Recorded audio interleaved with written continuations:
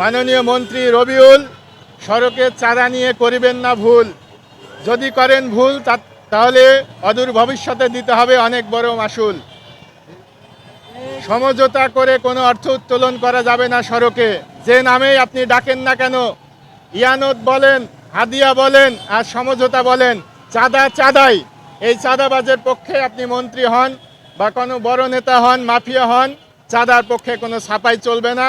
যুব সমাজ, ছাত্র সমাজ অতীতেও কখনো কোনো চাঁদাকে গ্রহণ করেনি, ভবিষ্যতেও করবে না, বর্তমানেও করছে না। আমরা অবিলম্বে তার এই বক্তব্যকে সমালোচনা করি, প্রত্যাহার করতে বলছি এবং সড়কে কোনো ধরনের মাফিয়াগিরি, চাঁদাবাজি, নৈরাজ্য আমরা সহ্য করব না। বর্তমান সরকারের প্রতি উদাত্ত আহ্বান, সড়কের নৈরাজ্য থামিয়ে চাঁদাবাজি বন্ধ করে সড়ককে নিরাপদ করতে হবে। কাঠামোগত হত্যা যে সড়কে প্রতিনিয়ত হয় সেটি বন্ধ করার জন্য সুদূর প্রসারী পরিকল্পনা নিতে হবে।